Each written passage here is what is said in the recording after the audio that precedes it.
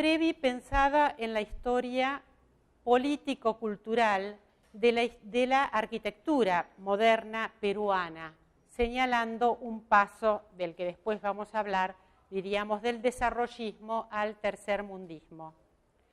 Bueno, ¿por qué una historia político-cultural? Eso tiene que ver con, bueno, con mi propia posición. Yo soy arquitecta de formación, pero también me formé en historia. En historia, no solamente historia de la arquitectura, y me parece que siempre un enfoque que ubique, o una aproximación que ubique a la arquitectura en relación con la política, en relación con la cultura, lo enriquece, que es importante para los arquitectos, porque muchas veces los arquitectos tienden a ver los problemas en términos exclusivamente arquitectónicos o específicos y, bueno, se olvidan de que gran parte de los problemas y de los temas de la arquitectura dependen de situaciones extra arquitectónicas. Entonces, bueno, ese es el aporte que yo les puedo dar. Por eso la idea es decir, bueno, insertar Previ dentro de procesos políticos y culturales de Perú.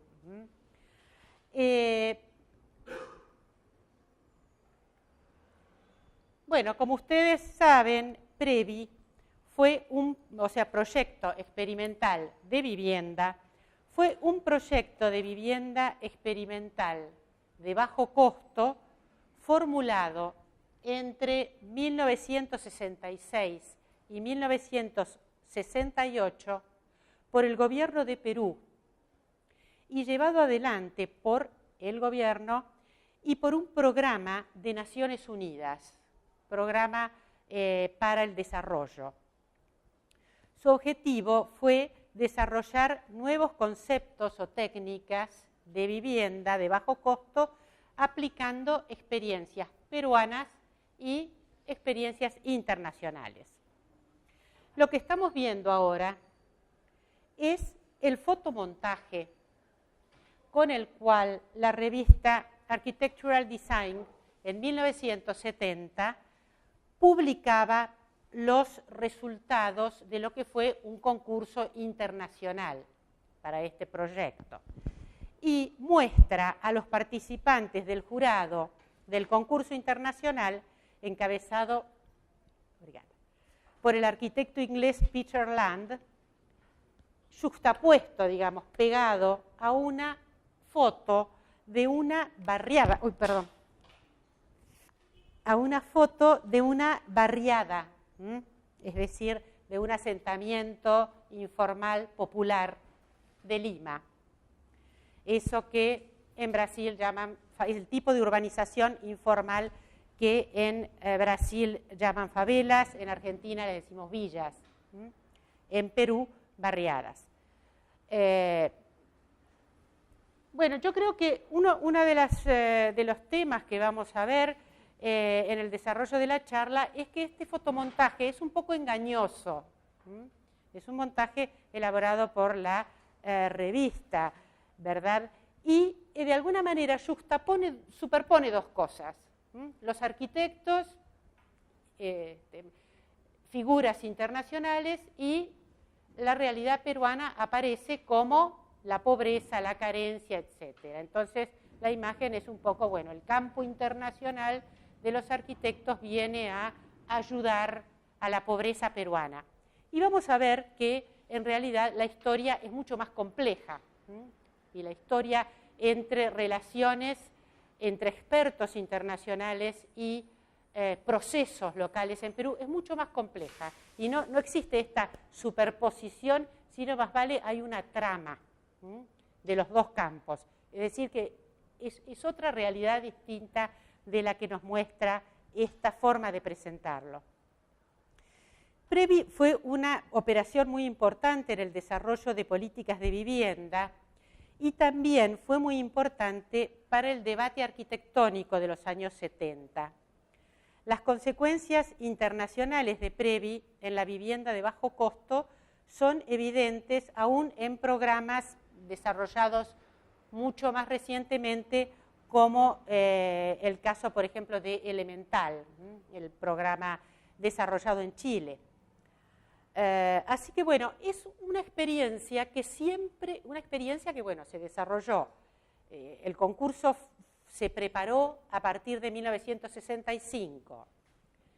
Se desarrolló el concurso en sí entre el 68 y el 69, y las obras se terminaron en el 75. Pero, bueno, cada tanto vuelve a aparecer en el debate arquitectónico Previ como una referencia importante. Aparece cada tanto, y yo digo, bueno, es interesante ver en qué momentos vuelve a aparecer. Y, por ejemplo, en el 2008, más o menos, se publicó un libro importante, que ustedes lo deben conocer, que lo publicaron un grupo de arquitectos chilenos, que se llama El tiempo construye. ¿Lo conocen? No. Sí, El tiempo construye, Time Builds. Creo que es una versión de la editorial Gustavo Gili, que está en español, en español y en inglés. Este grupo de arquitectos jóvenes chilenos hicieron, bueno, una revisión de cómo está Previ en la actualidad. Bueno, y sin duda, y el libro circuló mucho. Si lo buscan, por ejemplo, en internet, van a encontrar cantidades de comentarios, de blogs a partir de ese libro. Y bueno, sin duda, en el caso chileno, Previ estuvo actualizada por Elemental. La experiencia de Elemental sí la conocen. Aravena explícitamente decía, bueno, hubo dos momentos en el siglo XX importantísimos en el desarrollo de la relación entre arquitectura moderna y vivienda. Uno fue la exposición Weissenhof en Stuttgart en 1928. Ese momento, digamos, de relación entre arquitectura moderna y vivienda del movimiento moderno. Y hay un segundo hito, dice él, en la década del 60, que es Previ. Así que, de esta manera, a principios del 2000, Aravena lo actualizó. Bueno, pero en todo caso, después volvamos al final sobre estos desarrollos posteriores de Previ. Vamos ahora a los años 60, es decir, al momento en que se promovió. ¿Qué significaba vivienda de bajo costo? Vivienda de bajo costo. Low cost building o housing. ¿Qué significaba esa expresión en el particular contexto del debate arquitectónico de los años 60? Bueno, en primer lugar, la vivienda de bajo costo era considerada como una arquitectura de la pobreza, ¿no? Expresión, cultura de la pobreza es una expresión que creó un antropólogo, Oscar Lewis, y que es trasladada a la arquitectura, es decir, una arquitectura basada en un uso de recursos limitados, que incorpora estrategias y técnicas aplicadas por la población popular. Es decir, que aprende del mundo popular.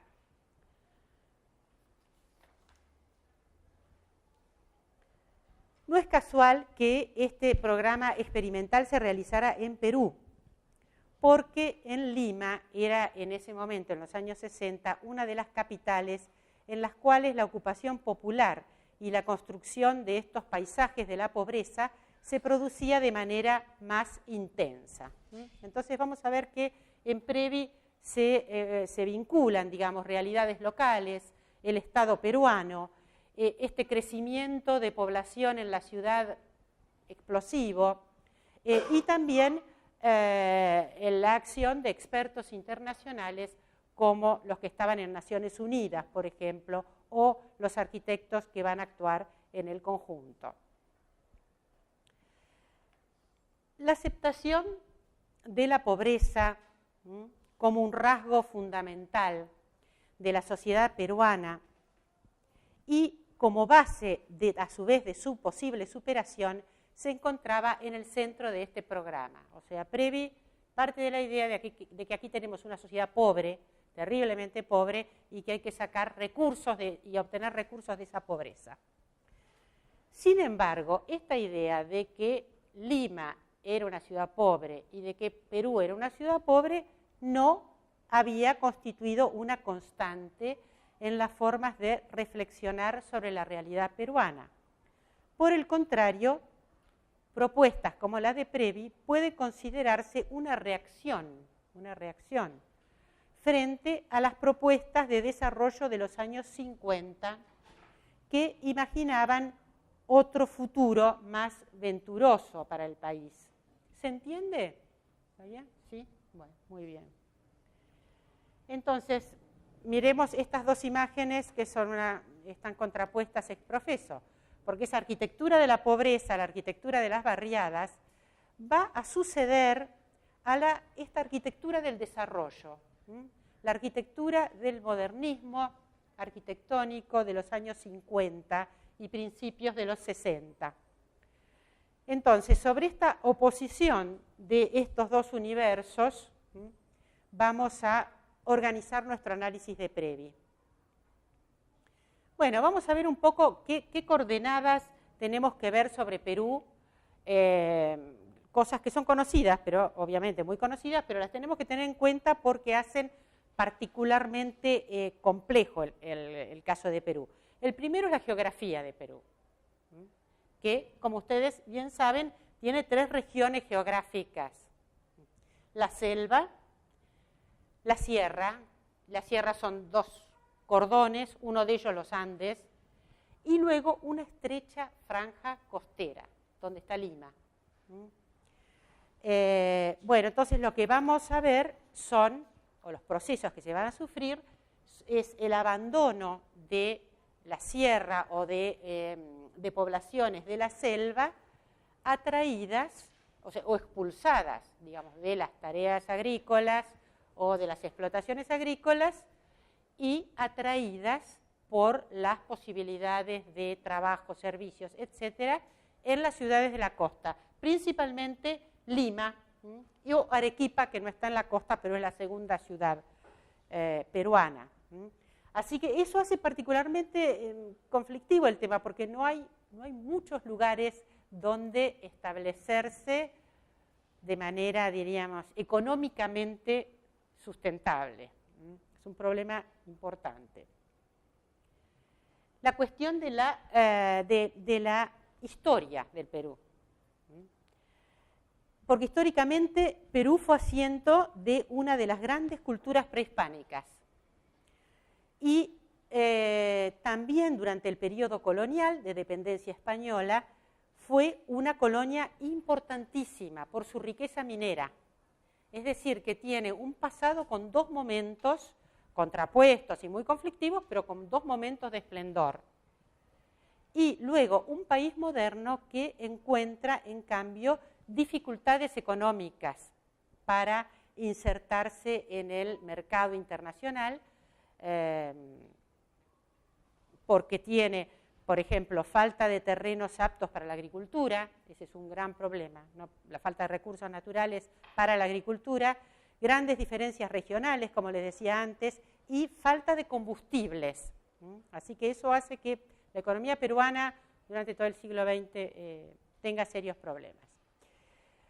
Otro tema muy particular es el caso de la población también, ¿no? Porque este pasado que veíamos antes, rico y complejo, dejó marcas en la composición de la población. La mitad de la población es de ascendencia indígena, por lo menos era en ese momento de ascendencia indígena, más o menos un 37% mestizo y un 15% de origen europeo. Es decir, que ahí también hay conflictos culturales importantes. Bueno, una sociedad entonces fragmentada, que cuando ese mundo rural, popular, se acerque de manera acelerada a través de migraciones urbanas a la ciudad de Lima, también va a generar una ciudad fragmentada, una ciudad con formas distintas entre la ciudad formal y la ciudad informal. Entonces, un gran pasado, un territorio de difícil control, una población no integrada, son temas que realmente hacen una situación social complicada. Una figura de interés muy particular para los temas que estamos tratando es esta persona que está aquí, Fernando Belaúnde Terry, peruano, arquitecto, graduado en los Estados Unidos y presidente del Perú en 2 periodos, 63-68 y 80-87. Previ, fíjense, fue promovido en su primer gobierno. Y es una figura muy interesante, Belaúnde, es una figura extraordinaria, porque los arquitectos, no solemos tener arquitectos presidentes de la nación, eso ya es algo que lo hace muy interesante, pero realmente cómo él asoció la política, ¿no? y las propuestas técnicas para la ciudad es una historia realmente muy interesante. Había nacido en Lima de una familia, por supuesto, acomodada. Pasó su infancia en Francia, se formó en los Estados Unidos, o sea que tenía una formación cosmopolita. Cuando volvió a Perú en 1936, se transformó en una figura líder del campo profesional de los arquitectos, contribuyendo a la consolidación de ese campo a través de nuevas instituciones, ámbitos y medios. Por ejemplo, la revista El Arquitecto Peruano, que fue la gran revista de la arquitectura moderna en Perú, la formó él. El Instituto de Urbanismo de Perú. A su vez, él fue avanzando en la construcción de su figura política. En el año 45 llegó a ser diputado y luego fue fundador y presidente de un partido político, Acción Nacional, que lo va a llevar a la presidencia a partir de 1963. Desde su banca de legislador como diputado, a partir del año 45, realizó numerosas propuestas de creación de instituciones estatales dedicadas al planeamiento, a las obras públicas y a la vivienda masiva. Por ejemplo, la Corporación Nacional de la Vivienda, la Oficina del Plan Regulador de Lima. Bueno, son todas creaciones suyas. Es una figura muy particular. Por supuesto que él tenía equipos técnicos. Había equipos técnicos, se rodeó de un grupo de arquitectos y cientistas sociales importantes que era el equipo, digamos, que construyó el Estado peruano en estos campos. Y también él tenía muchas vinculaciones con el campo internacional, por su formación en Estados Unidos, etc. Aquí lo vemos en 2 momentos de la revista El Arquitecto Peruano, la revista que él fundó. Ahí está en el 63, cuando, les pido disculpas, no sé qué pasó con las letras allí, está en el año 63 cuando gana la presidencia de la Nación. Y aquí, en el 69, en Boston, en una estadía en Boston, después de ser derrocado, porque su gobierno es derrocado en el año 68 por una revolución militar, y está en Harvard con sus colegas arquitectos porque estaba muy vinculado entonces al medio técnico norteamericano.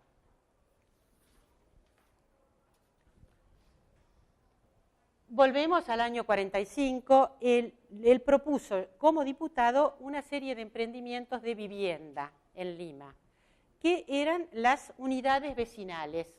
Esta es la primera, la número 3. Se construyeron unas 8, más o menos, que son emprendimientos de vivienda muy interesantes, son más o menos de unas 1000 viviendas cada uno, 1000, poco más, para 6000 habitantes.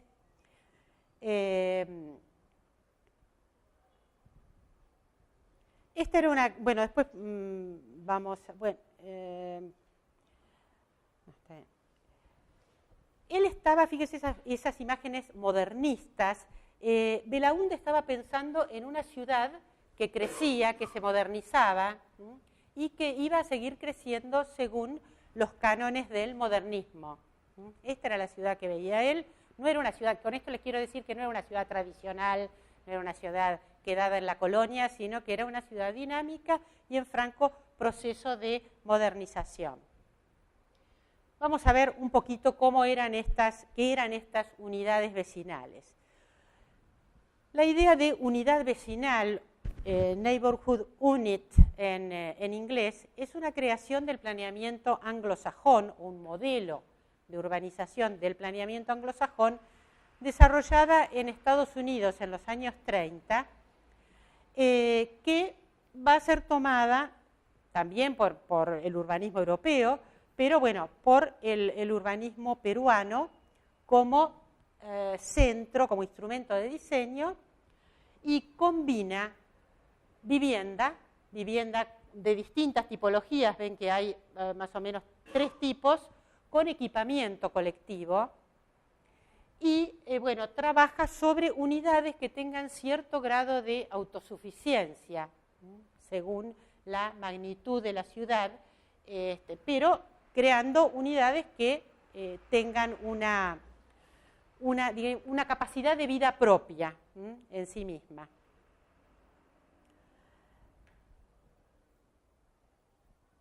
Bueno, al mismo tiempo se planificaba un plan de vivienda para todo el país.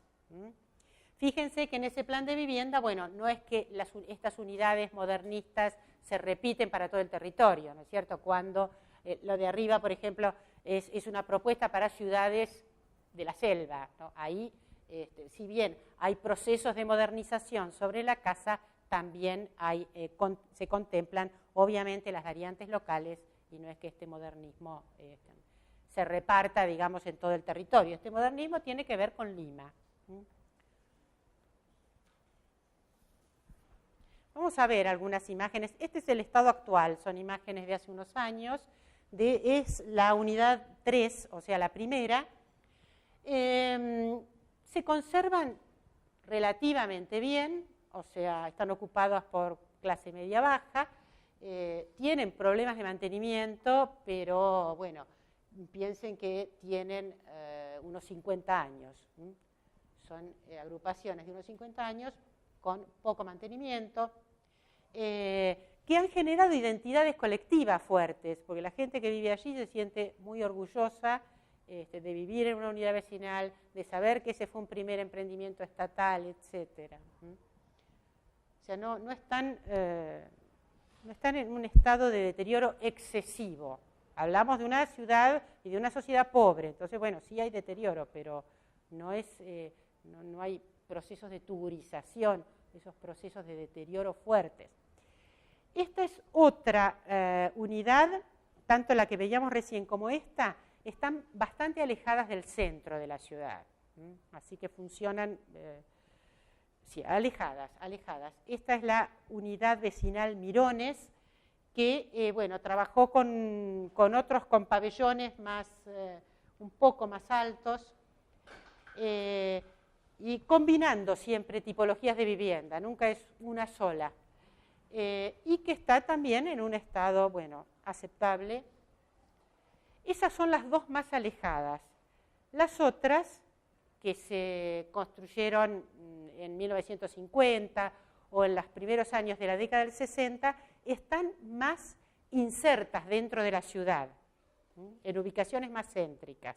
Y esas, las que están en ubicaciones céntricas, están muy bien, muy bien. Por ejemplo, este conjunto, el residencial San Felipe, es una obra interesantísima de combinación de tiras bajas y torres, proyectos realmente complejos, muy interesantes, y están perfectos, porque estos del centro de la ciudad fueron ocupados por clase media más alta, o sea que, y además están muy bien insertados en la ciudad. Son obras realmente muy interesantes. Bueno, esa era la idea que tenía Belaúnde Terry de lo que había que hacer como vivienda masiva para la ciudad. Claro, tenía un grave problema, que solo podía destinarse a la clase media, y que quedaba una población excluida de esas unidades. Después vamos a retomar esto. En este momento en que Belaúnde piensa sus unidades vecinales, también hay propuestas para Perú de distintos expertos internacionales.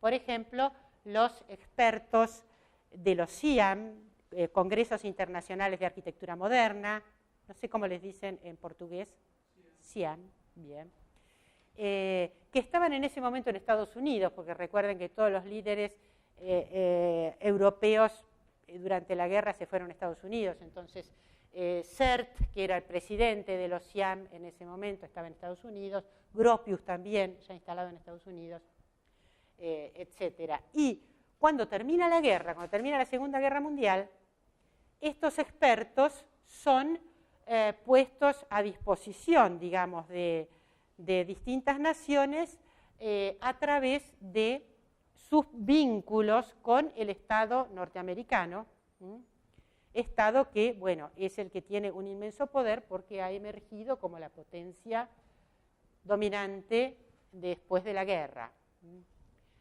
Bueno, Belaúnde está muy vinculado con todo este mundo de expertos internacionales. Aquí hay un primer contacto anterior que a ese viaje de Gropius y Sert, que es una gira que hace Richard Neutra, inmediatamente después de la guerra, ¿no? Como una de las tantas formas en que el Departamento de Estado norteamericano buscaba vincular a América bajo la hegemonía de Estados Unidos a través de la cultura. Así que, bueno, Neutra recorre América Latina, algunos países, va a Perú, y esos son croquis que él realiza. José Luis Sert y su socio Paul Lester Wiener son contratados por el Estado peruano. Ellos tienen una sociedad también muy vinculada al Departamento de Estado norteamericano y por un lado Wiener está cerca del Departamento de Estado norteamericano y Sert tiene afinidad con América Latina porque dentro de todos estos expertos, porque es español. Así que de esta forma hacen una cantidad de contrataciones. Por ejemplo, Brasil también los contrata para la ciudad de los motores, para la ciudad de los motores, ¿no?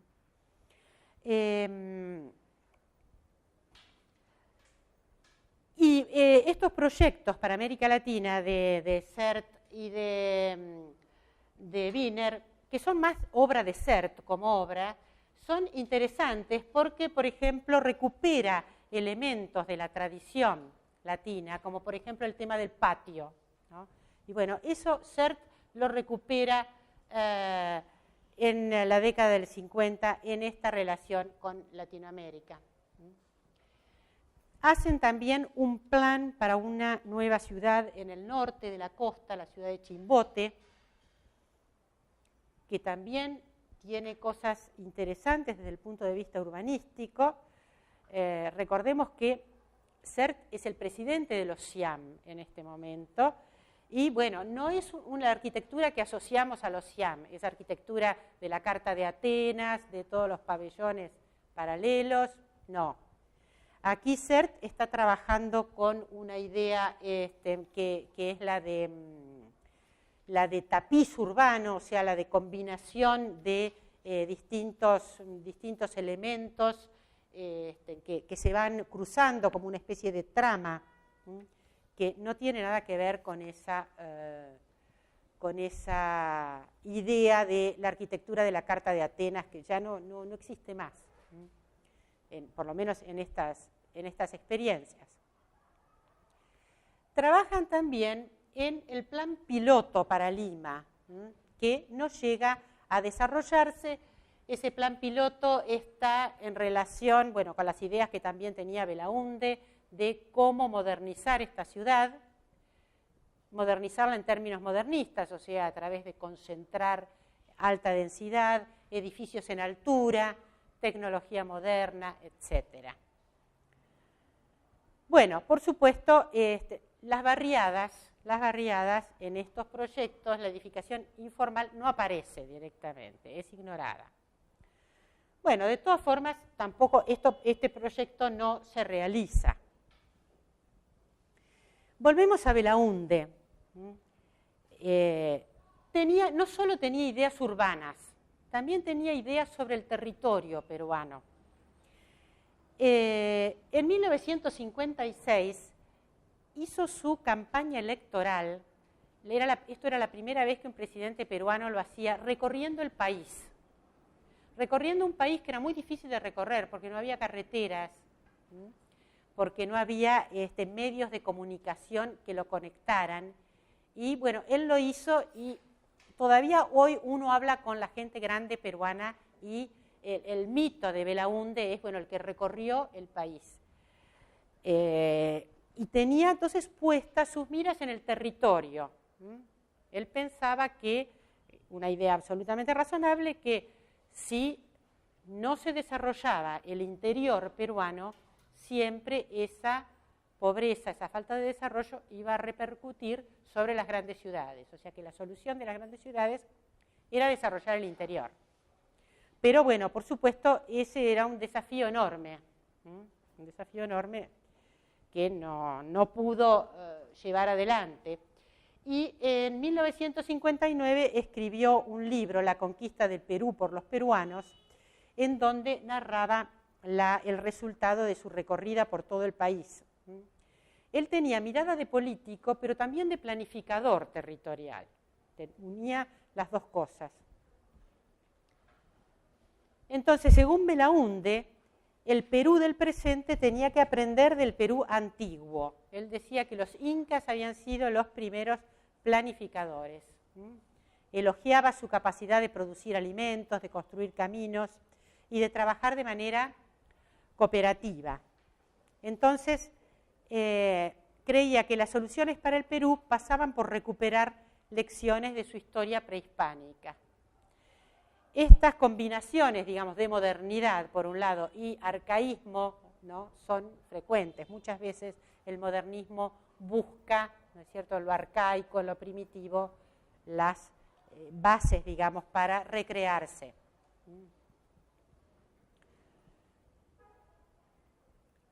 Bueno, pero entonces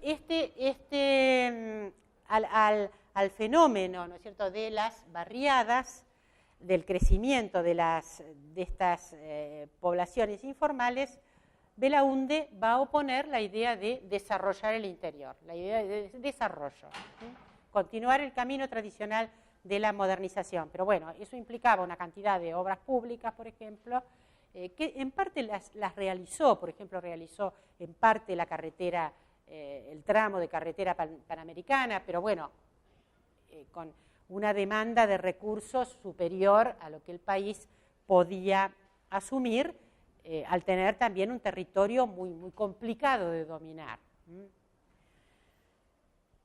Bueno, entonces, miren, acá hay un esquema de crecimiento de Lima, que en este momento tiene unos 8 millones de habitantes, toda la aglomeración, pero bueno, fue creciendo, sobre todo entre los años 40, bueno, y el presente.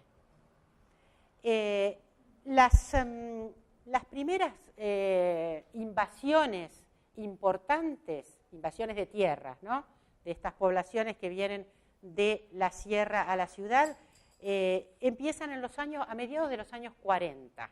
A mediados de los años 40. Hay sobre todo dos poblaciones que son las primeras. Bueno, entonces, ¿cómo ve la ciudad este proceso que se va a ir intensificando, sobre todo en los años 50? Bueno, en principio, la élite política y aún la élite técnica, el propio Belaunde, ven a estas barriadas capitalinas como una plaga, dicen, como una plaga, como una enfermedad que muestra la incultura de las ciudades. Entonces, por ejemplo, el arquitecto peruano, o sea, Belaúnde, decía: es un complejo problema que solo puede resolverse mediante soluciones relacionadas con el planeamiento nacional. No se debe dotar de obras de saneamiento ni dar títulos de propiedad a los que han construido de cualquier manera y en terreno ajeno. El resto del país quedaría abandonado y estaríamos mucho peor de lo que estamos ahora. Es decir que, bueno, Belaúnde tenía su idea de que el problema de la vivienda se resolvía con unidades vecinales y este tema de las barriadas era algo como que él, dentro de su esquema mental, su imaginario, no terminaba de entender. Bueno, pero esta realidad se va imponiendo. Fíjense, ahí hay una comparación entre las barriadas del año 57, que ya han crecido mucho, y luego cómo se expanden hasta la década del 70. Y se combinan también estos territorios de squatters, o sea, ocupados, invadidos, que están allí en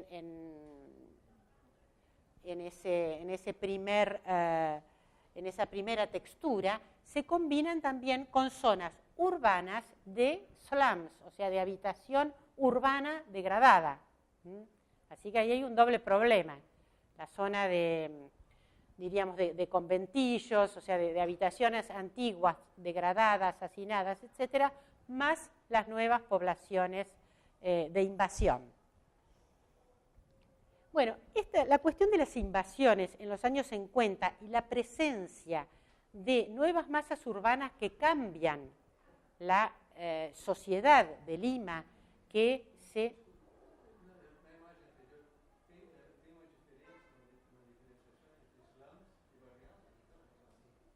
Sí, porque el slum es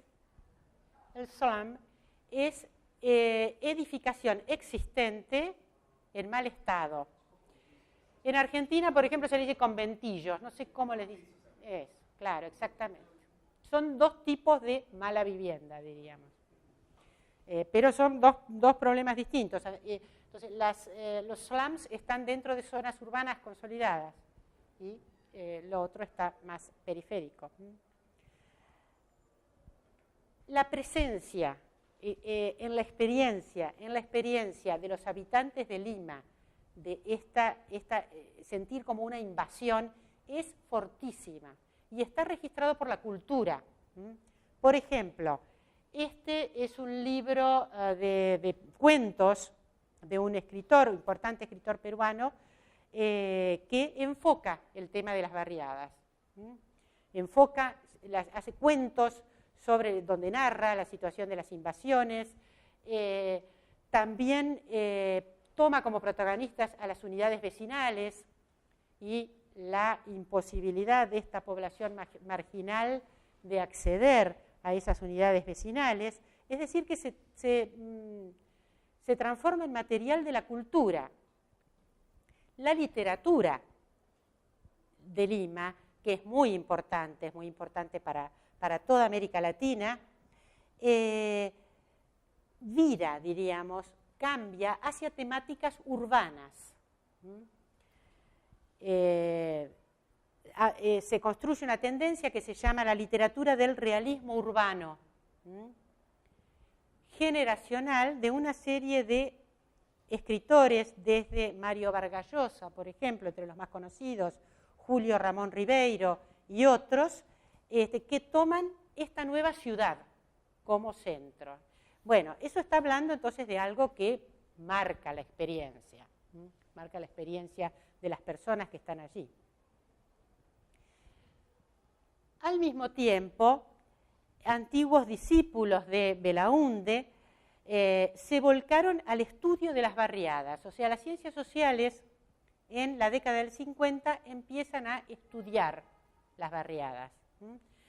Este es un trabajo pionero de un sociólogo, un gran sociólogo, José Matos Mar, Las barriadas de Lima, que se inicia en 1954, porque, bueno, justamente por la preocupación del Estado de ver, bueno, ¿qué es esto? ¿Qué es esta nueva realidad? ¿Qué forma tiene? ¿Cuántos son? ¿Cómo viven? ¿Y qué soluciones se les puede dar? Y de la misma forma en que estos procesos tuvieron un impacto inmenso en la cultura y en la producción literaria, también en las ciencias sociales. Las ciencias sociales peruanas se forman alrededor de este problema de las barriadas, de las invasiones. Así, por ejemplo, el Instituto de Estudios Peruanos, que es todavía hoy un centro de ciencias sociales muy importante para el Perú, se fundó en 1964 bajo la dirección justamente de José Matos Mar.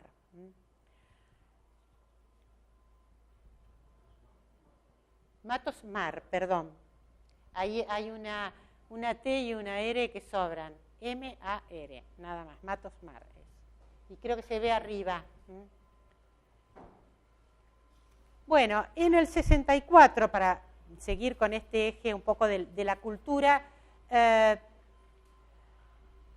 ya está Belaúnde de presidente en el 63, pero bueno, sus ideas sobre el desarrollismo, sobre el modernismo en arquitectura y en la vivienda van a ser muy difíciles. Ya se da cuenta él de que van a ser muy difíciles de llevar adelante y que hay que pensar qué es lo que se hace con las barriadas y cómo actuar con sobre las barriadas, porque simplemente dejarlas libradas a su arbitrio crea un problema social y cultural y urbano de una magnitud absolutamente incontrolable. Y la idea de Lima es, bueno, esta Lima que dejó de ser una ciudad moderna y que es una ciudad, diríamos, desbordada. Así creo que hay un libro que es sintomático, un ensayo de un gran intelectual peruano que se llama, un libro amargo, ¿no?, que se llama Lima la Horrible, ¿no?, y que da cuenta entonces de una especie de nuevo estado de ánimo de la cultura sobre lo que pasa en la ciudad. Y este nuevo estado de ánimo tiene que ver con una ciudad desbordada y que no se ve la forma de controlarla. Bueno, a esta historia le tenemos que agregar otro protagonista para completar ese cuadro que nos lleva a Previ. Lo tenemos a Belaúnde de presidente, pero en el año 57 había llegado a Perú el arquitecto inglés John Turner, invitado por arquitectos peruanos para trabajar en la reconstrucción de la ciudad de Arequipa, severamente dañada por un sismo. Y, bueno, las formas de reconstruirla, de reconstruir una gran cantidad de viviendas, trataron de apelar a la autoconstrucción, usando conocimientos locales, pero también capitalizando experiencias internacionales. O sea, la autoconstrucción estaba en boga, digamos, estimulada por países centrales. En el caso de Puerto Rico, por ejemplo, el gobernador norteamericano de Puerto Rico, porque Puerto Rico es un estado norteamericano, el gobernador Rexford Tadwell trabajó en experiencias de autoconstrucción que trataron de aplicarse o de exportarse, digamos, a otros países de la región o otros países pobres. Así que la autoconstrucción es como que tiene distintas puntas, no una sola, no una única. Después de esta experiencia con la autoconstrucción, John Turner se mudó a Lima, continuando sus estudios sobre construcción popular en las barriadas, vinculándose a los grupos de cientistas sociales que estaban trabajando en las barriadas por ejemplo, el antropólogo norteamericano William Mangin. O sea que esta es una trama nacional e internacional, actuando sobre estos fenómenos.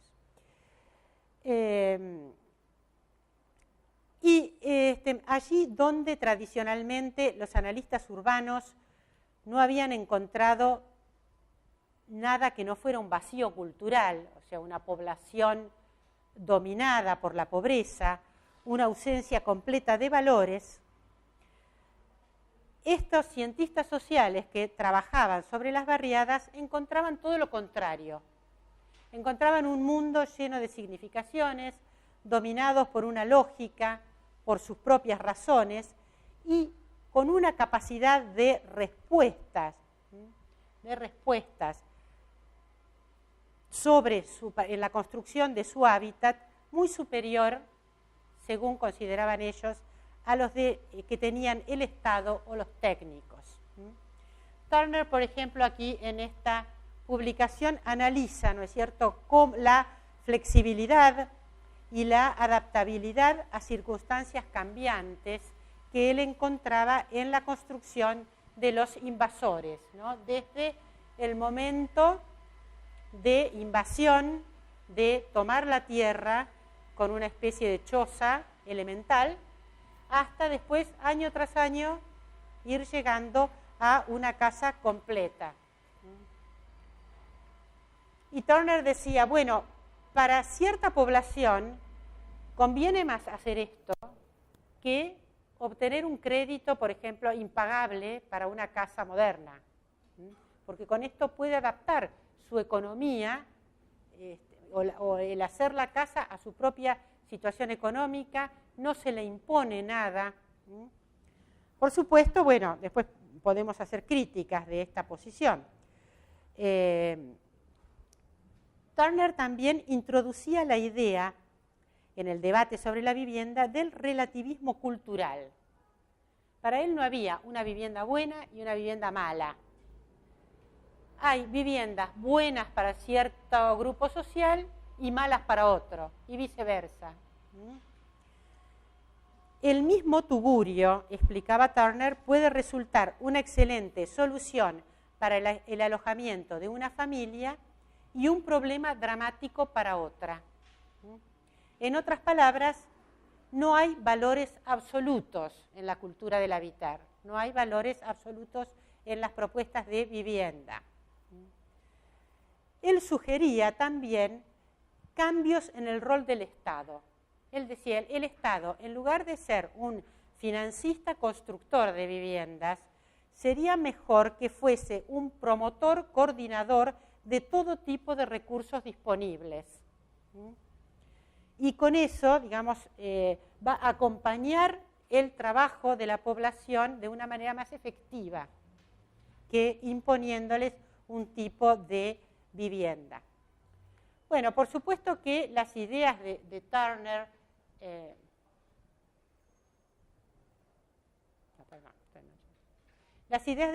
están influidas por el debate de ideas en el campo arquitectónico, un momento, por ejemplo, en donde la idea de arquitectura sin arquitectos, por ejemplo, como la de arquitectura vernacular, como la que promovía o reivindicaba Rudowski frente a la arquitectura moderna, bueno, las propuestas de Turner calzan, digamos, dentro de ese clima.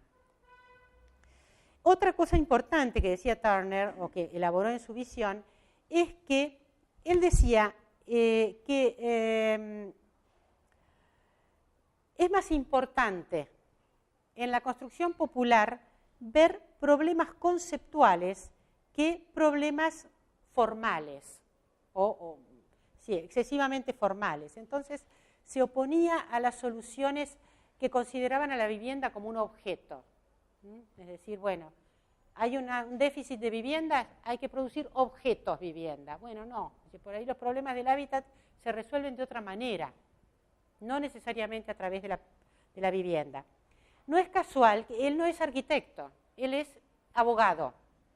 Entonces, todo lo que sea forma no le interesa, bueno, porque él es así, pero además porque le parece que todo lo que sea forma está muy ligado a la visión de los arquitectos, que siempre de alguna manera van a volver a caer en las células de la arquitectura moderna, o en las preocupaciones.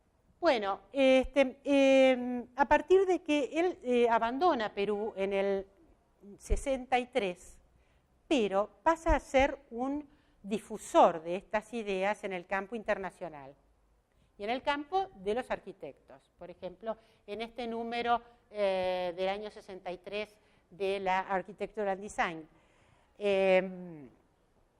Lo interesante, o sea, yo no sé qué tanto lo conocen ustedes a Turner, pero es una figura que ha quedado como un mentor, digamos, o muchas veces como el constructor de estas ideas.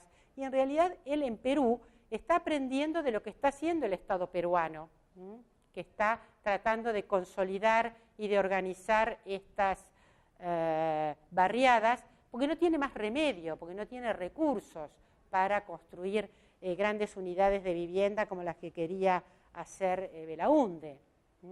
Entonces, Turner está en realidad aplicando o mostrando en el plano internacional cosas que él aprendió de Perú, no que él le enseñó a Perú. Pero bueno, lo cierto es que es muy hábil en darle una forma a esto, darle una forma, reflexionar sobre ese tema, y lo presenta de una manera que es muy atractivo para el campo internacional.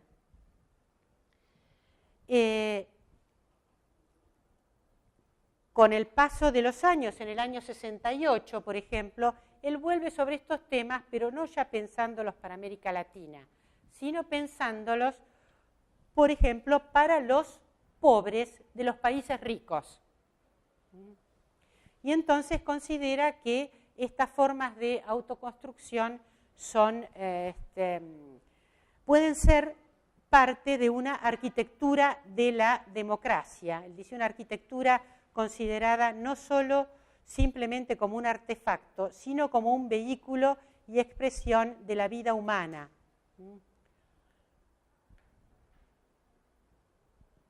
Y entonces, por ejemplo, considera que la arquitectura de inspiración o inspirada en ese movimiento de las barriadas puede ser una solución para que los pobres de los países ricos no tengan soluciones impuestas, sino que ellos puedan de alguna manera construir, ejercer algo de autoridad sobre su propio hábitat. Bueno, y estas ideas, entonces Turner las va moldeando, digamos, de acuerdo a lo que él va viendo en los países desarrollados. Y entonces, bueno, por ejemplo, ve en ese modelo de las barriadas, de la arquitectura de los invasores de Perú, una arquitectura que funciona. Entonces, dice, la arquitectura moderna para ciertos grupos sociales no funciona, por un montón de razones. Esta arquitectura funciona. Y, sobre todo, a fines de la década del 60, pone un acento más.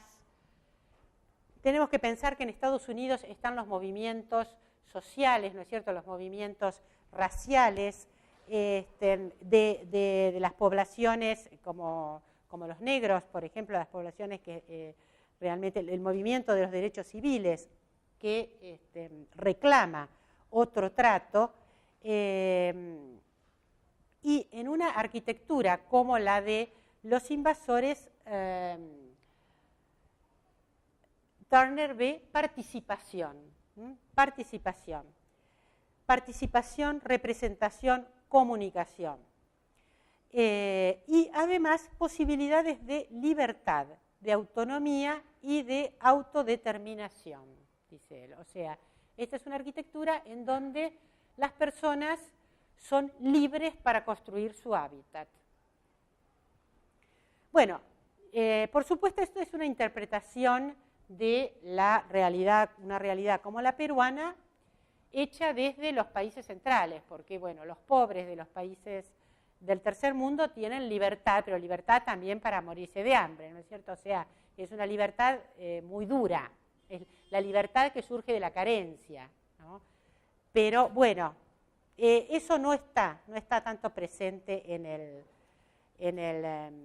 el discurso de Turner, que bueno, que de todas formas hizo grandes aportes al debate sobre la vivienda, o sea, valorizando cosas que otras miradas no podían ver, ¿no? Y viendo allí cosas de las cuales se podía aprender y además diversificando el problema o las formas de abordar el problema de la vivienda. Bueno, entonces en este punto ya podemos llegar a Previ. Previ es en parte una inflexión de las ideas de Turner, en parte.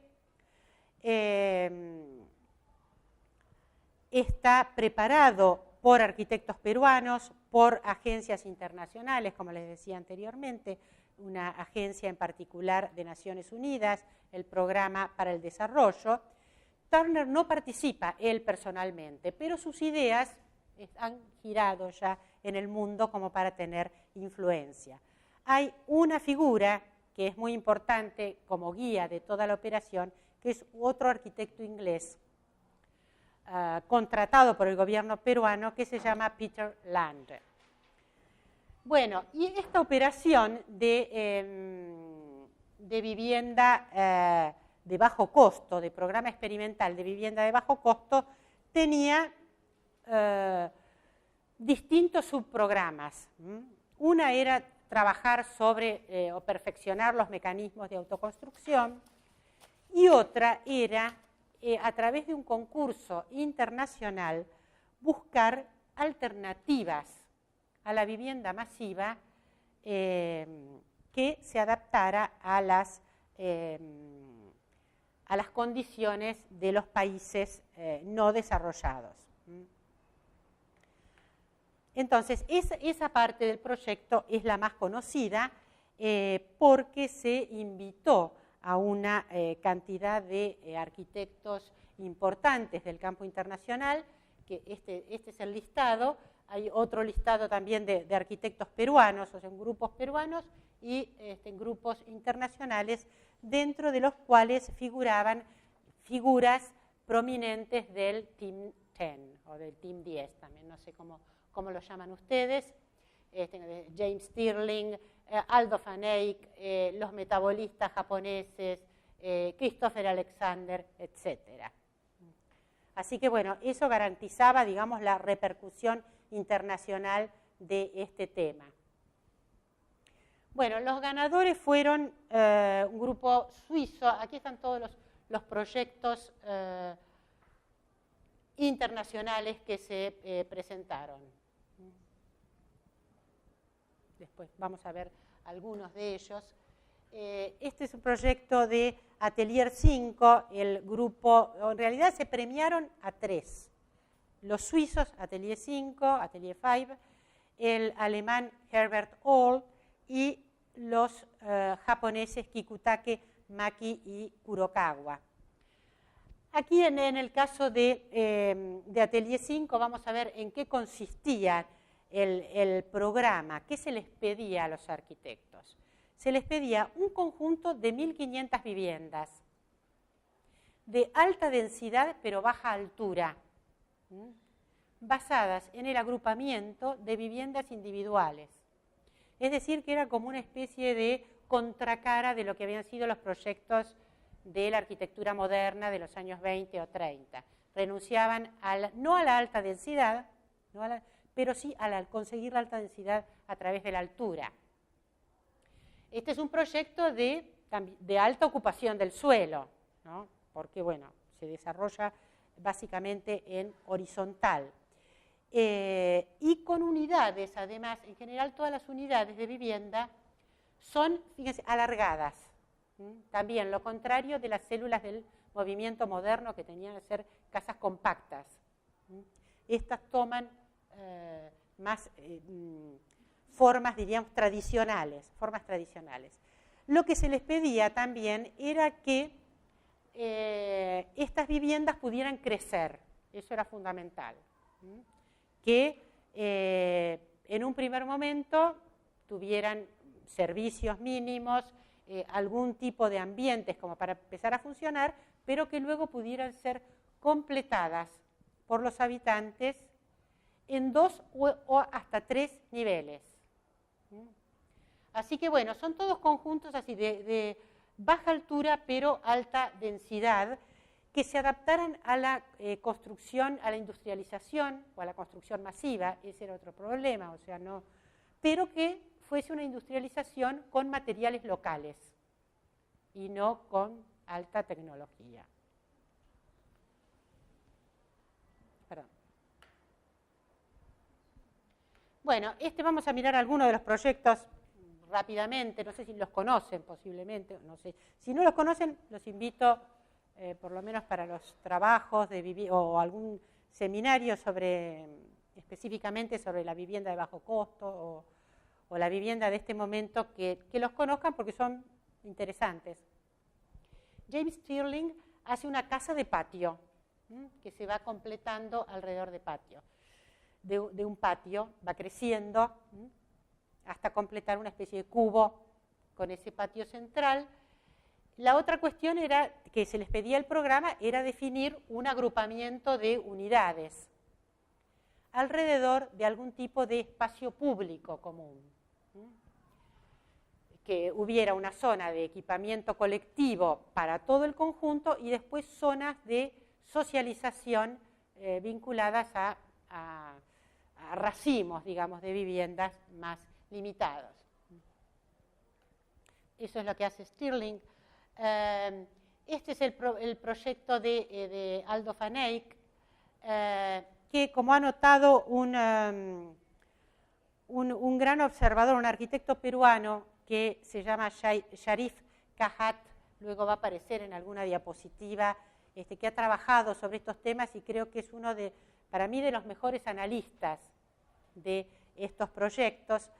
Kahat dice que este proyecto de Van Eyck pone en el centro de la casa la cocina y que eso le parecía muy adecuado para la casa peruana. Y creo que, bueno, confío en lo que este muy buen arquitecto peruano nos dice. Ahora bien, bueno, Stirling, por ejemplo, no ganó, el proyecto que veíamos recién de Van Eyck tampoco. Este es uno de los proyectos ganadores, el alemán Herbert Ohl, que es un proyecto bien complicado, que al jurado le planteó problemas y el jurado votó dividido. Una mayor parte del jurado lo declaró ganador y una minoría dijo que era un verdadero disparate premiar esto. ¿Por qué? Porque era una propuesta sumamente abstracta de alta tecnología, que consideraban que era que no se adaptaba a la realidad peruana. Lo cierto es que la idea del alemán de Ohl parece ser que no hay una forma de pensar en la vivienda masiva que no sea a través de la tecnología moderna y en este caso de la prefabricación pesada. Bueno, el jurado decidió darle un premio, pero eso generó una discusión muy grande. Otro proyecto no premiado también generó una discusión por los motivos opuestos. Es el proyecto de Christopher Alexander, que un grupo minoritario del jurado proponía en cambio premiar, porque este era todo lo contrario, ¿no? Fíjense ya la forma de graficar, ¿no es cierto?, de uno y de otro indica que la propuesta es completamente distinta. Alexander trabaja con detalles, ¿no es cierto?, con el dibujo, el grafismo del detalle de los objetos, la textura, enfatizando los aspectos concretos de la arquitectura y el uso de los espacios. él aplicaba lo que llamaba los patterns de diseño, una forma de tomar en cuenta los requerimientos de los habitantes y sus costumbres. Entonces, bueno, él consideraba que esta disposición alargada con patios intermedios era una forma adecuada para la tradición peruana. Pero uno también ve otros proyectos de Alexander que son casas para Estados Unidos y usa la misma tipología, o sea que la adecuación a la realidad peruana puede leerse de muchas maneras. Pero hay cosas particulares en el uso, porque por ejemplo, miren la planta de arriba, que es la planta de dormitorios. No, hay un solo dormitorio cerrado de manera moderna, digamos, el dormitorio principal.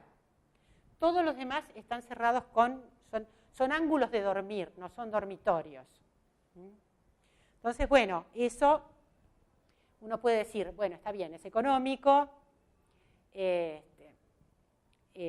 resuelve en poco espacio 1, 2, 3, 4, 5, 6 más 2, 8 personas, pero bueno, también tiene como contracara, por ejemplo, la pérdida de privacidad, que teóricamente es algo que la vivienda moderna, a lo que la vivienda moderna aspira. Y la gente aspira en muchos lugares en general, ¿no? O sea que esto también tiene siempre su contracara. Aquí hay una comparación de sistemas constructivos. Esos son anillos de hormigón del proyecto de Hall, prefabricados, de prefabricación pesada, y este era el sistema de Alexander, que combinaba bloques con cañas de bambú, y después también algunos aislantes, por ejemplo, poliuretano, y cosas que no era de todo completamente fácil tampoco fabricar en Perú, pero bueno, tenía como más visos de vínculo con lo local. Bueno, entonces lo que hicieron estos arquitectos fueron proyectos de 1.500 viviendas. Teóricamente después había que construir al menos los de los ganadores. Pero así el proceso se complicó, en parte porque, por ejemplo, el gobierno peruano había cambiado. Ya no era el gobierno de Belaúnde, que era el que lo había promovido, sino un nuevo gobierno militar. Y se decidió, como el gobierno peruano era el que estaba financiando, decidieron construir una primera etapa de 500 viviendas, no las 1.500, sino 500, que son las que efectivamente se construyeron, que es lo que ven aquí, 500 de todos los arquitectos que habían participado, o sea, no 500 de los ganadores. Ven que son todos como grupitos. Bueno, porque se decidió, como era un proyecto experimental, experimentar un poco con cada uno. Ahora, entonces, esto tuvo el gran problema de que, como se hizo una cantidad muy pequeña de cada uno de los proyectos, no se pudo experimentar con la escala, por ejemplo.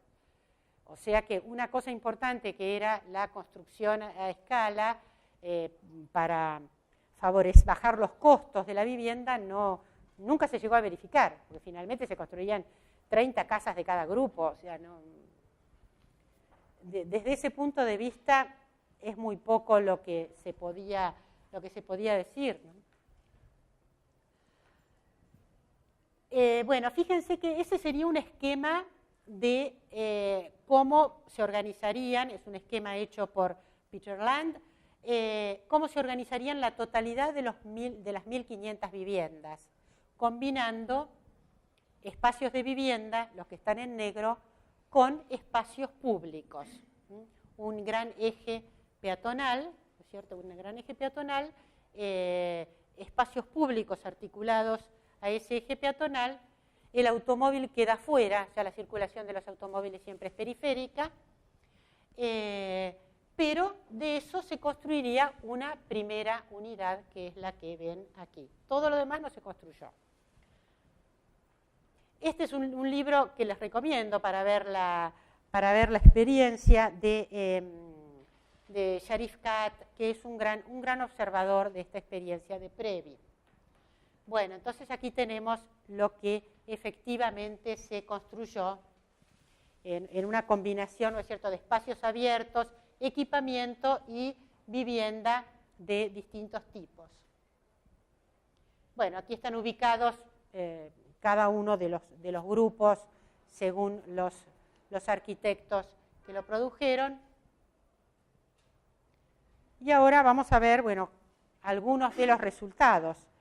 Porque, bueno, si la idea de este proyecto era que la gente completara, ¿no es cierto? Bueno, lo hicieron. Lo hicieron y los resultados realmente es muy interesante, porque uno siente cosas muy contradictorias en el lugar. Bueno, fíjense, este es uno de los casos más locamente, digamos, transformados. Pero una cosa poco transformada, las viviendas están muy transformadas, pero lo que está poco transformado y muy bien mantenido es el espacio público. Eso es notable. ¿Está? No hay casi deterioro. Hasta los elementos originales existen. Por ejemplo, esos bancos son del proyecto original, estos otros elementos en los jardines también se conservan. O sea, qué sé yo, 30, 40 años después están. Bueno, eso es algo que sabemos que quiere decir algo, ¿no es cierto?, de la relación que entablan los ocupantes con ese espacio. Este jardín que vemos aquí es una de esas plazas interiores, pequeñas plazas interiores. La que ven es el color azul, es una casa de James Stirling, esas casas cuadradas que vimos, pero bueno, completamente transformada. Esta es una casa de Alexander, Christopher Alexander, en este caso como, bueno, menos transformada, algunas menos, pero están en general fuertemente transformadas y saben que es muy difícil identificarlas. O sea, lo que uno tiene que hacer es guiarse por el plano, sabiendo en el plano original en qué sector están las casas de cada arquitecto y comparar. Si no, en general no hay forma de identificarlas. Es muy notable. Esta, por ejemplo, es una casa de Van Eyck, de Aldo Van Eyck. Entonces, bueno, lo que uno siente allí es decir, bueno, finalmente se logró el objetivo del proyecto, porque el objetivo del proyecto era que la gente se apropiara, que participara. Claro, vamos a dejar un poquito ahí. Pero hay una trampa, falta un dato en eso, ¿no? Que siempre se habla de Previ como obra abierta, digamos, ¿no? Y se ve esto, bueno, el libro este que yo les comentaba de los arquitectos chilenos, que se llama El tiempo construye, como algo positivo. En realidad, Sharif Khat, este investigador sobre el tema, le hizo una entrevista al promotor de Previ, que fue Peter Land, y Peter Land le confesó que en realidad en el proyecto cada tipo de vivienda tenía un crecimiento acotado. No se podía hacer esto. Eran formas de crecimiento pautadas. Esas pautas de crecimiento nunca se transmitieron a los usuarios. Entonces los usuarios, bueno, procedieron a su manera, ¿no es cierto? Entonces, bueno, eso de que sea los arquitectos no pensaban en una obra completa, tan abierta, digamos, tan abierta. Era algo abierto en el sentido de que podía crecer, pero debía crecer con cierta lógica. Muchos años después, lo que dice Peter Land, bueno, eso no lo dice, y él lo que dice es, bueno, las casas crecieron más o menos en cuanto a los ambientes, en cuanto a las plantas, crecieron como estaban pautados. Posiblemente eso sea cierto, porque bueno, una casa sí crece en base a las indicaciones del plano original, tampoco no es que puede crecer de cualquier manera, ¿no? Pero todo lo que tiene que ver con la imagen quedó completamente descontrolado. Ahora, por otro lado, son casas muy cuidadas, son casas en donde es evidente que los ocupantes han trazado una relación muy sólida con ese lugar. Y Peter Land dice, en los últimos años, dice, bueno, Previ es un éxito porque la gente quiere vivir allí. Bueno, sí, en parte eso es cierto también, ¿no es cierto? Obviamente hay una aceptación muy fuerte y eso se ve en la arquitectura. Bueno, entonces, pero bueno, es un tema abierto y si el tema les interesa, este libro de los arquitectos chilenos que se llama Time Builds, analiza una cantidad de casas, toma casa por casa de cada uno de los arquitectos, por lo menos en los casos en los que pueden o pudieron acceder, y ve cómo fueron reformadas y cómo fueron reformuladas.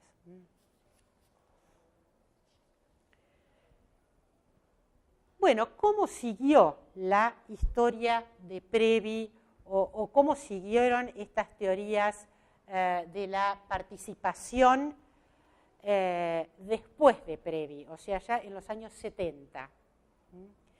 Bueno, yo diría que estas teorías tuvieron en los años 70 una especie de radicalización política, que la parte más arquitectónica quedó de alguna manera opacada frente a la radicalización política. Y Previ es mostrado en muchas publicaciones internacionales como una arquitectura para el tercer mundo. Ya no es solamente algo para las barriadas de Lima, sino que es una solución para el tercer mundo. Bueno, y esto tiene que ver también con una radicalización política, por ejemplo, en el caso de, vemos aquí, el caso de Chile, ¿no es cierto?, del gobierno de la Unidad Popular en Chile, la idea del derecho a la vivienda pasa a ser una demanda política, ¿no es cierto?, una demanda política muy fuerte, que los arquitectos también toman en términos políticos y que se justifica la acción de los invasores, la ocupación de las tierras, en tanto se los considera una especie de acto de justicia. Casa o muerte, dice la imagen que vemos en un grupo de invasores, el campamento Che Guevara del año 72 en Chile. Bueno, y estas experiencias también entonces se difunden en un campo internacional en general radicalizado políticamente, por ejemplo, en este número de la Architecture d'aujourd'hui francesa, cuyo tema es la arquitectura del tercer mundo. Y en esa arquitectura del tercer mundo se muestra Perú con una variante, ¿no es cierto?, que ya no es Previ, sino que es una villa, como ven ustedes allí, tal vez la conozcan, autogestionaria, la Villa El Salvador, que tiene que ver con las políticas del gobierno militar que frente a las invasiones legitima, digamos, definitivamente las invasiones, las barriadas, que ya dejan de llamarse barriadas para empezar a llamarse pueblos jóvenes. Es decir, que se pone algo positivo. Y en el caso de la Villa El Salvador, el propio Estado organiza la invasión de tierras con ciertos esquemas de urbanización y de provisión de servicios. A ver, esperen que aquí me falta algo. Entonces, esta es como la versión, diríamos, radicalizada. El arquitecto peruano Juvenal Baraco, en este número de la Architecture d'aujourd'hui, enfatiza esos aspectos políticos o la importancia de esos aspectos políticos. Él presenta aquí un texto ficcional según el cual narra la historia de las políticas de vivienda de Perú. Dice, los grandes desarrollos o los grandes planes, digamos, los grandes planes fracasaron. La solución provista por instituciones internacionales como Previ, por ejemplo, también fracasaron. significaron solo desperdicio de tiempo, planos, papeles, burocracia, todo eso muy alejado de las necesidades urgentes de la población. La solución es crear una universidad del tercer mundo, dice él, que salga de manera inmediata y política a resolver los problemas de la gente. Entonces, bueno, esta es, digamos, la forma en que se politiza el tema en los años 60 y de alguna manera pierde relación con la disciplina arquitectónica, esa relación que había tenido en el caso del concurso de Previ.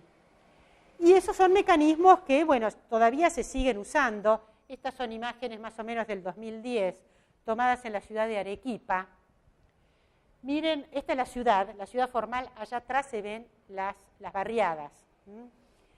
Y estas imágenes son de un día, de una fiesta en el centro de Arequipa, en donde el gobierno comunal entrega títulos de propiedad a los invasores. Los invasores, por supuesto, con un alto grado de organización y además con un alto grado de movilización política. Bueno, y esto se desarrolla con todo un ritual, digamos, muy preciso, que culmina en la entrega por parte del Estado y la celebración, digamos, por parte del Estado de esos títulos de propiedad. Y bueno, tiene que ver también, obviamente, con una sujeción política, con relaciones clientelísticas que están como muy, muy consolidadas. O sea que este mecanismo político continúa desarrollándose, no solamente en Lima, o en Lima después vamos a ver que encontró otras dificultades, pero en otras ciudades también de Perú. Fuera de Perú, bueno, fuera de Perú, como decíamos al principio, fue Elemental en el 2000 el que de alguna manera actualizó el proyecto, buscando también una forma de vivienda de bajo costo, buscando alta densidad pero con baja altura y con unidades individuales que se pudieran completar.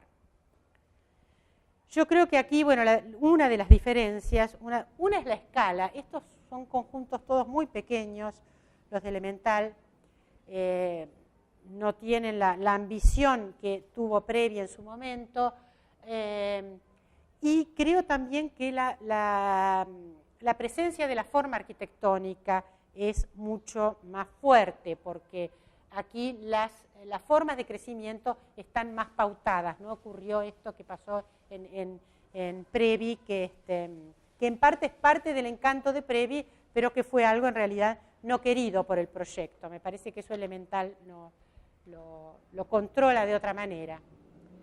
Bueno, y también hay otros proyectos, como por ejemplo en Brasil, proyectos de otro tipo, como el Favela Bairro, que se dice inspirado en Previ. ¿En qué sentido inspirado en Previ? Bueno, en el sentido de pensar los problemas del hábitat no solo en términos de unidades de vivienda, sino en términos de aportar condiciones de urbanidad.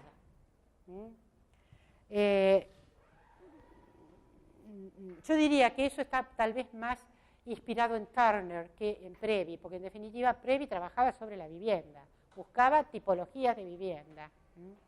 Pero bueno, también es un proyecto que, según, tal vez por la formación de su autor, la formación de Jáuregui, él lo tiene como referente. Como yo también, en el momento en que me formé, Previ era una referencia, ¿no es cierto? Después como que se olvidó un tiempo y Aravena la reflotó. Pero, o sea, yo no la olvidé nunca porque la aprendí cuando era chica, digamos. Bueno, este es el caso de Favela Bairro, centrada entonces en urbanizar o mejorar las condiciones de vida a través del espacio público. Esto quiere decir que las políticas de vivienda ya no son políticas de vivienda, son políticas de hábitat, porque las condiciones de vida dependen de multiplicidad de factores y muchas veces dependen más de los servicios que de las condiciones de vivienda. Es un tema de discusiones, es un tema abierto, pero bueno, podemos discutirlo en todo caso. Queda un último tema con el que voy a cerrar, y es qué utilidad tiene Previ para Lima hoy, que es un tema interesante. Para eso me baso en un artículo de un arquitecto peruano, de Luis Rodríguez, que bueno, él dice que las barriadas siguen siendo un problema en Lima y que hay un momento particular que es el último periodo, él dice de 1985 en adelante. La urbanización, entre la urbanización esta informal, la de las barriadas, y la urbanización formal, ha agotado la tierra disponible en Lima, por lo menos en buenas condiciones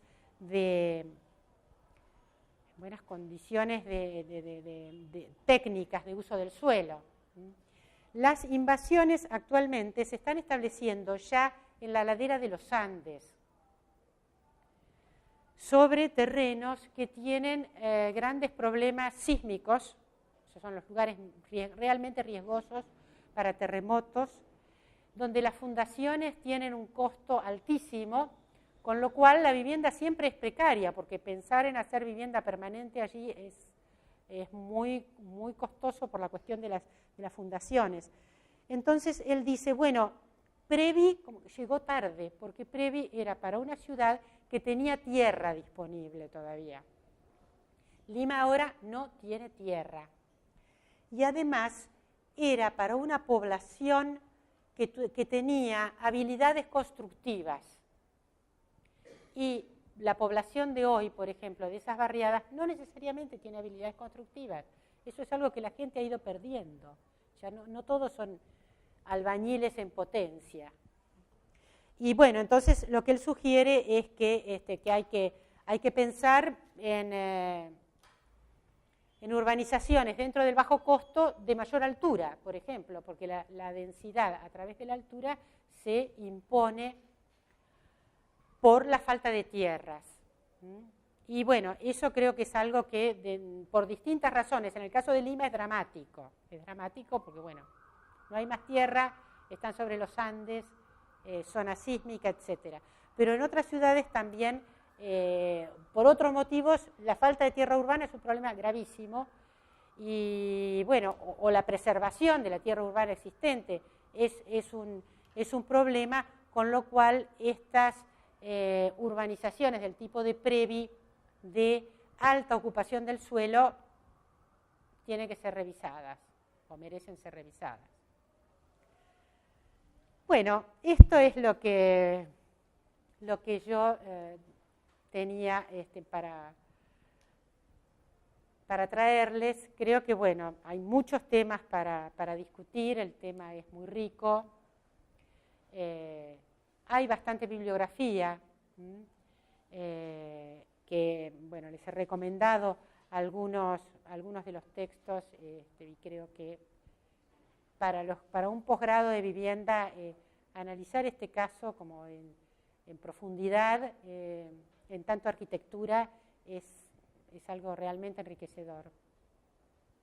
Y además, si pudieran hacer una visita a Lima, a ver las unidades vecinales, recorrer las unidades vecinales.